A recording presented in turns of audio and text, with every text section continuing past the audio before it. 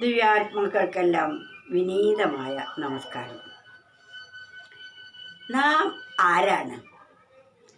ഈ ദേഹത്തോടു കൂടിയ ഒരു വ്യക്തിയാണെന്നാണ് എല്ലാവരും ധരിച്ചിരിക്കുന്നത്. സ്ത്രീ ശരീരത്തോടു കൂടിയ ഒരാളോട് ചോദിച്ചാൽ ഞാനൊരു സ്ത്രീയാണ് എന്ന് പറയും. പുരുഷ ശരീരമുള്ള ഒരാളോട് ഒരു പുരുഷനാണ് ചോദിക്കുന്നതെങ്കിൽ ഞാൻ പുരുഷനാണ് എന്ന് പറയും.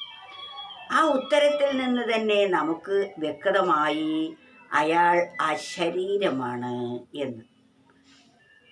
ഞാൻ എന്നത് സ്ത്രീയാണെങ്കിൽ ആ സ്ത്രീ ശരീരമാണ് ഞാൻ എന്നല്ലേ അതിൻ്റെ അർത്ഥം.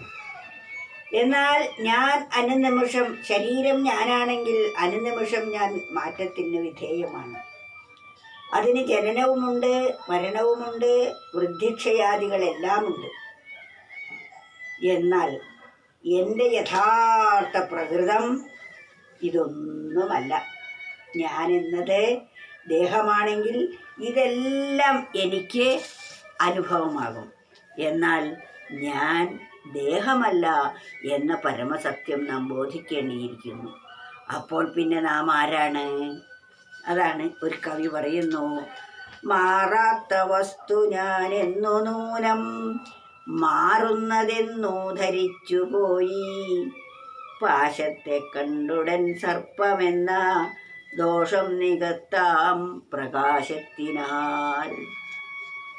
ഇവിടെ മാറാത്ത വസ്തു ഞാൻ എന്നു നൂനം, നാം ഓരോരുത്തരും തന്നെ മാറിക്കൊണ്ടിരിക്കുന്ന ശരീരമല്ല, മാറ്റമില്ലാത്ത അനശ്വരമായ ആത്മാനന്ദമാണ് നാം ഓരോരുത്തരും.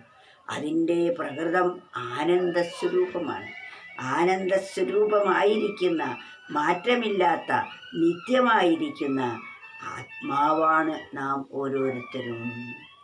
അത് അറിയാതെ ഞാൻ ദേഹമാണ് എന്ന് ധരിക്കുമ്പോൾ ഇത് മാറുന്നതാണ്, ഇത് നാശത്തിന് വിധേയമാണ്, ഇത് വളരുകയും തളരുകയും ചെയ്യുന്നതാണ്, ഇത് ജനിച്ചതാണ്, ഇത് മരിക്കുന്നതുമാണ്. ഇതിൽ നാം ഭയവും പരിഭ്രമവും വെച്ചു പുലർത്തുന്നു. ഇതല്ലേ ലോകത്തിൻ്റെ സ്വഭാവം? അതേതുപോലെയാണ് ഈ ശരീരമല്ലാത്ത ഞാൻ ശരീരമാണെന്ന് ധരിച്ചത്. പാശത്തെ കണ്ടുടൻ സർപ്പമെന്ന ദോഷം നികത്താം പ്രകാശത്തിനാൽ. അരണ്ട വെളിച്ചത്തിൽ ഒരു കയറൻ കഷണം കിടക്കുന്നത് കണ്ടപ്പോൾ നമുക്ക് എന്താണ് തോന്നിയത്? പെട്ടെന്ന് ഉള്ളിൽ ഒരു തോന്നൽ വന്നു, അയ്യോ അതൊരു സർപ്പമാണല്ലോ, അത് അനങ്ങുന്നുണ്ട്, അത് പത്തി വിടർത്തുന്നുണ്ട് എന്നെല്ലാം നമുക്ക് തോന്നും. ഉള്ളിൻ്റെ ഉള്ളിൽ മനസ്സ് പരിഭ്രമിച്ചു കഴിഞ്ഞാൽ പിന്നെ തോന്നാത്തതായിട്ടൊന്നുമില്ല. അപ്പോഴാണ് എല്ലാവരും വടിയുമായി എത്തിയിരിക്കുന്നു. അതിനടിക്കാൻ തയ്യാറായിരിക്കവേ ടോർച്ചൊന്നടിച്ചു നോക്കാം എന്ന് പറഞ്ഞ് ടോർച്ചടിച്ച് നോക്കുമ്പോൾ അതൊരു കയറും കഷ്ണമായിരുന്നു. പിന്നെ വടിയുടെ ആ വല്ല ആവശ്യവുമുണ്ടോ? അതുപോലെ ആ കയറും കഷണത്തെ കണ്ട് പാമ്പാണ് എന്ന് ധരിക്കലാണ് ഈ ശരീരമാണ് എന്ന് ഞാൻ ധരിക്കൽ.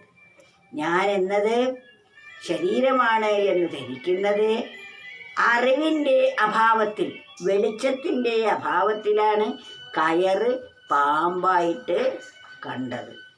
വെളിച്ചം വന്നപ്പോൾ കയറിനെ കയറായിട്ട് കാണുക ചെയ്തു, ഭയവും മാറി.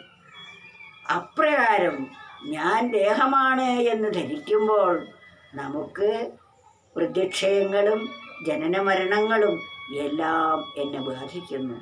എന്നാൽ ആത്മാവിനെ സംബന്ധിച്ച അറിവ് നേടിയപ്പോൾ ഞാൻ ദേഹമല്ല, ഞാൻ ദേഹം എൻ്റേതാണ്. എൻ്റേതായിരിക്കുന്ന ദേഹം ഞാനെങ്ങനെയാണാവുന്നത്? എൻ്റെ പേന എന്ന് പറയുമ്പോൾ നാം ഒരിക്കലും പേനയാകുന്നില്ല. അതുപോലെ എൻ്റേതായിരിക്കുന്ന ഈ ശരീരം ഒരിക്കലും ഞാനല്ല. അങ്ങനെ ധരിച്ചത് അറിവിൻ്റെ അഭാവത്താലാണ്. അതാണ് ഇരുട്ടിൽ എന്ന് പറയുന്നത്. അജ്ഞാനത്താൽ തോന്നപ്പെടുന്നതാണ് ഞാൻ ദേഹമാണ് എന്ന്. എന്നാൽ ആത്മാവിനെ സംബന്ധിച്ച അറിവ് നേടിയപ്പോൾ ഞാൻ ആത്മാവാണ് എന്നും അത് അനശ്വരമാണ് എന്നും അത് ആനന്ദവസ്തുവാണ് എന്നും നമുക്ക് ബോധ്യമാകും.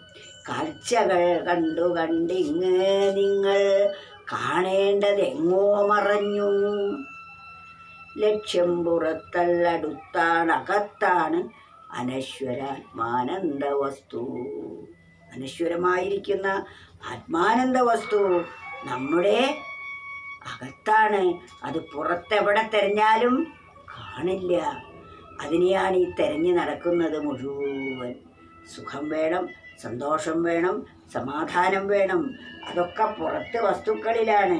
അത് കിട്ടുമ്പോഴാണ്, അവിടെ പോയാലാണ് ഇത് കിട്ടുക എന്നെല്ലാം നാം ധരിച്ചു വശായിരിക്കുന്നു.